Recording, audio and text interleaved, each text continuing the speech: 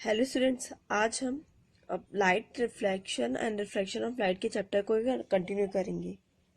हमने reflection of light का portion already complete कर चुके हैं। आज हम रिफ्रैक्शन ऑफ लाइट पढ़ेंगे। यहाँ पे what refraction of light, what is refraction of light. देखिए, when a light seem to travel along a straight line path in a transparent medium, what happens when light enters from one transparent medium to another। देखिए यहाँ पे क्या है, जब light, ये हमारा जैसे रिफ्लेक्टिंग सरफेस है और ये नॉर्मल है। जब लाइट एक ही मीडियम में ट्रेवल कर रही हो तो जब लाइट एंटर करेगी वो रिफ्लेक्ट होकर के स्ट्रेट निकल जाएगी। ओके, जब लाइट दोनों का मीडियम के सेम ही हो। बट जब लाइट जब लाइट दो मीडियम में ट्रेवल कर रही हो तो हमारी रिफ्लेक्टिंग सरफेस ये नॉर्मल, जब लाइट रे एंटर हुई, जब लाइट रे इंसिडेंट हुई तो वो क्या रिफ्लेक्ट होकर क्या थोड़ी बेंड हो जाएगी। ओके, इस तरह से जब लाइट एक मीडियम से दूसरे मीडियम में ट्रेवल कर रही हो तो वो क्या जब रिफ्लेक्ट होकर के बेंड हो जाती है। Okay, so that is a phenomena of refraction of light. Okay, हम देखेंगे लाइट का मीडियम क्या होता है और वो कैसे बेंड होती है। ओके, देखिए, जब लाइट रे रेयर से डेंसर मीडियम में जाएगी, रेयर मतलब क्या होता है, खाली, मतलब वो मीडियम खाली हो जैसे कि एयर। और जो डेंसर मीडियम होता है, डेंसर मीडियम क्या होता है, जो भरा हुआ होता है, लाइक जैसे कि पानी से, मतलब पानी से भरा हुआ हो। ओके, अब देखिए, जब लाइट रेयर से डेंसर मीडियम में गई तो क्या होगा, हमारा रिफ्लेक्टिंग सरफेस है और ये ये नॉर्मल है। जैसे जब लाइट रे इंसिडेंट हुई, अभी क्या ये क्या है, रेयर मीडियम एयर में है और ये क्या है, डेंसर मीडियम मतलब वाटर। जब लाइट रे इंसिडेंट हुई तो वो क्या रिफ्लेक्ट होकर के थोड़ी बेंड हो जाएगी, पर किस तरफ, टुवर्ड्स द नॉर्मल। जब लाइट रे रियर से डेंसर मीडियम में जाएगी तो वो क्या रिफ्लेक्ट होकर बेंड हो जाएगी, किस तरफ, नॉर्मल की तरफ, bends towards the normal. Okay, next है, अब जब लाइट रे डेंसर से रियर मीडियम में जाएगी तो क्या होगा, रिफ्लेक्टिंग सरफेस और ये नॉर्मल। जब लाइट रे डेंसर से रेयर में गई तो क्या होगा, जब लाइट रे इंसिडेंट हुई तो वो रिफ्लेक्ट होकर क्या नॉर्मल से दूर चली जाएगी। नॉर्मल से दूर चली मतलब bends away from the normal. जैसे लाइट रे इंसिडेंट हुई वो नॉर्मल से दूर चली जाएगी। ओके, देखिए, हम ये ऑलरेडी देख चुके हैं, जब लाइट रे रेयर से डेंसर मीडियम में गई तो वो क्या नॉर्मल की तरफ जाके मुड़ गई, बैंड हो गई। और जब लाइट रे डेंसर से रेयर मीडियम में गई तो वो क्या नॉर्मल से दूर जाके बैंड हुई। तो बट अब यहाँ पे अगर लाइट रे बैंड ही ना हो तो, when there is no bending of light, then ray चाहे रेयर से डेंसर में जाए या डेंसर से रेयर में जाए, तब लाइट रे बैंड ही ना हो तो कैसे पॉसिबल है। हमने तो अभी देखा कि ये लाइट रे क्या बैंड हो रही जब एक मीडियम से दूसरे मीडियम में ट्रेवल कर रही हो। पर यहाँ पे एक केस है, देखिए, ये हमारा रिफ्लेक्टिंग सरफेस है।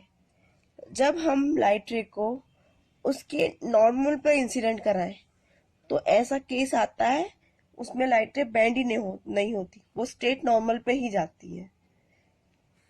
जब लाइट रे को हमने नॉर्मली इंसिडेंट कराया और ये हमारा नॉर्मल, तो वो रिफ्लेक्ट होके नॉर्मल, स्ट्रेट नॉर्मल्स पे ही जाएगी, वो बेंड नहीं होगी। So here there is no bending of light when the light ray incident on the normal.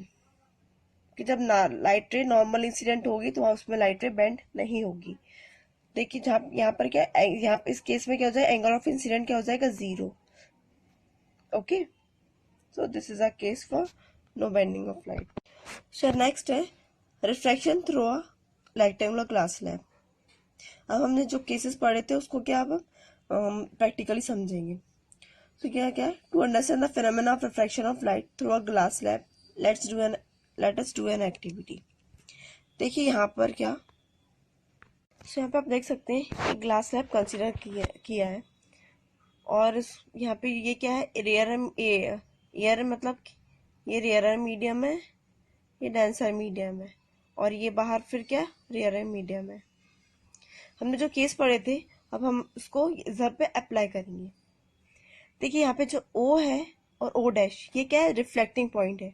अब जब लाइट रे इस पॉइंट पे पहले O पर इंसिडेंट हुई, मतलब रेयर से डेंसर मीडियम में गई, तो वो क्या हो जाता, हमने क्या पढ़ा था, जब लाइट रे रेयर से डेंसर मीडियम में जाए तो वो क्या, नॉर्मल की तरफ जाकर बैंड होगी। अब आप देखिए यहाँ जब लाइट रे इंसिडेंट हुई तो वो नॉर्मल की तरफ बैंड हुई, okay, band towards the normal. और जब लाइट रे डेंसर से रेयर मीडियम में गई तो वो क्या, नॉर्मल से, जब डेंसर से रेयर मीडियम में जाए तो लाइट रे क्या हो जाती है, नॉर्मल से दूर चली जाती है, मतलब bands away from the normal. जब लाइट रे डेंसर से रेयर में गई तो वो लाइट रे क्या, नॉर्मल से दूर चली जाएगी, bands away from the normal, okay. और फिर उसके बाद हमें एंगल ऑफ इंसिडेंट और एंगल ऑफ रिफ्रैक्शन को दोनों कंपेयर करना है, दोनों पॉइंट पर, ओके, ए बी पर भी और सी डी पर भी। फिर उसके बाद जो यहाँ पे देखिए लॉज ऑफ रिफ्रैक्शन दिए हैं, the incident ray, the reflected ray and the normal to the interface of two transparent media at the point of incident all lie in the same plane. देखिए एंगल ऑफ इंसिडेंट और reflected ray and normal तीनों के एक ही plane में आएंगे, okay.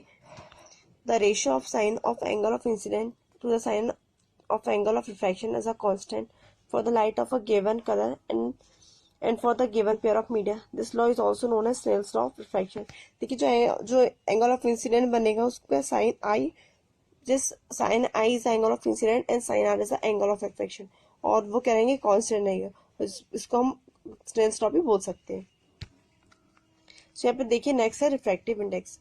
So you have already studied that a ray of light that travels obliquely from one transparent medium to another will change its direction in the second medium. The extent of the change in direction that takes place in a given pair of media may be expressed in terms of the refractive index, the constant appearing on the right hand side। देखिए हमने already पढ़ चुके हैं, जब light रे एक medium से दूसरे मीडियम में जाती है वो क्या हो जाती है, बैंड हो जाती है, अपना रास्ता चेंज कर लेती है।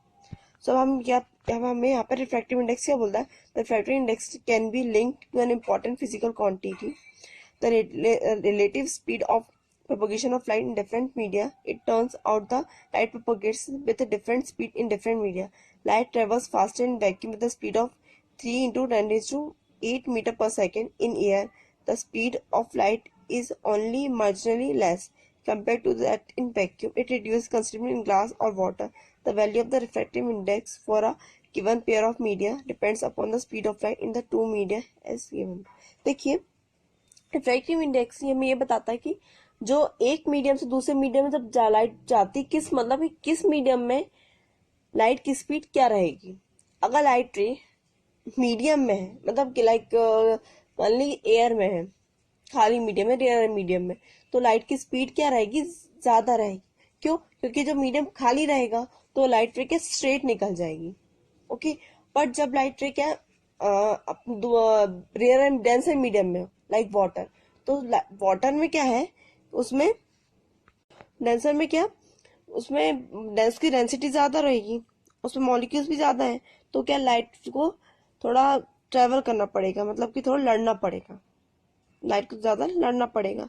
सो डेंसर में इससे क्या, उसकी लाइट की स्पीड क्या उसमें कम रहेगी, मतलब कि डेंसर मीडियम में लाइट की स्पीड कम रहेगी, और जो मीडियम जितना ज्यादा डेंस होगा लाइट की स्पीड उतनी ज्यादा कम होगी, okay. So consider ray of light travelling from one medium into medium 2 as shown in figure. Light V1 with the speed of light in medium 1 and V2 with the speed of light in medium 2. The refractive index of medium 2 with respect to medium 1 is given by the ratio of the speed of light in medium 1 and the speed of light in medium 2. This is usually represented by the symbol n/1. This can be expressed in the equation form as, देखिए यहाँ पे here n/1 is the speed of light in medium 1 with respect to the speed of light in medium 2. n/1 किसको represent करता है, speed of light in medium 1 में with respect to speed of light in medium 2 which is equal to v1/v2.